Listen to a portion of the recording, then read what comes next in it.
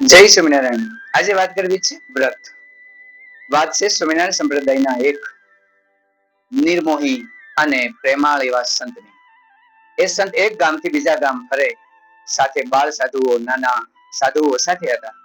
લોકોને ઉપદેશ આપે, સરસ વાતો કરે અને એક ગામથી બીજા ગામ ચાલ્યા જાય। એક ગામની અંદર રોકાયા। આ સંત ને વ્રત હતું। એક ટાણા કરતા હતા। માત્ર બપોરે એક ટાઈમ જમે, સવારમાં પણ નહીં, સાંજે પણ નહીં। તેની સાથે રહેલા બાળ સંતો, નાની ઉંમરના સાધુઓ એ પણ ઘણા વ્રત પાળતા હતા। ગામની અંદર રોકાયા, સાંજે સત્સંગ કર્યો, બધા છૂટા પડ્યા।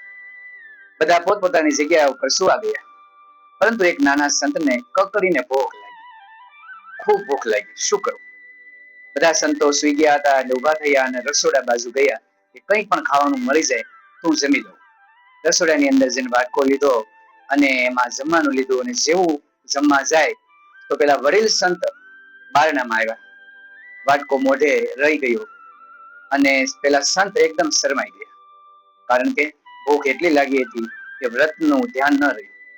ત્યારે પેલા વડીલ સંત ખીજાયા નહીં, કીધું કે તમને ભૂખ લાગી હતી? બસ હું એટલા માટે જ આવ્યો હતો, મને બહુ ભૂખ લાગી હતી, એટલા માટે હું રસોડામાં આવ્યો છું, ચાલો આપણે બંને જમી લઈએ। અને બીજા પણ નાના સંતો ભૂખ લાગી હોય તો એમને પણ જગાડો, આપણે બધા ભેગા મળી અને જમી લઈએ। પેલા નાના સાધુ શરમ ન લાગી, હસતા મુખે નાનપ પણ ન અનુભવી, અને બીજા જે નાના સાધુ હતા એને જગાડ્યા, અને જેમને ભૂખ લાગી હતી બધા રસોડાની અંદર બેસી અને બધા જમ્યા। પ્રેમથી જમાડ્યું, નાના સાધુઓને પ્રેમથી ભાવે એટલું જમાડ્યું। નાના સંતો ખૂબ આનંદમાં હતા અને પાણી પી બધા સૂઈ ગયા।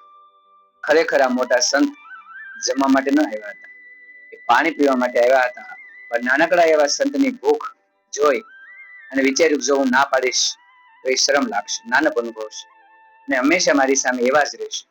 એટલા માટે તેને પોતાનું વ્રત તોડી નાખ્યું। કેટલાય વર્ષોના એકટાણા એને તોડી નાખ્યા અને નાના સાધુ સાથે જમી લીધું। આમ નાના સાધુ સાથે મા બાપ તરીકેનો વ્યવહાર એમને કર્યો।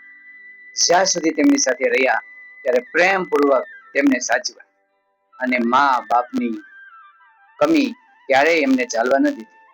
આ સંત બીજું કોઈ ન હતું, પરંતુ એ મુક્તાનંદ સ્વામી હતા, જેમના આજે અઢળક કીર્તનો સ્વામિનારાયણ સંપ્રદાયની અંદર હરિભક્તો ગાય છે અને ભગવાનને ઓળખવાનું સુંદર મજાનું કામ કર્યું છે।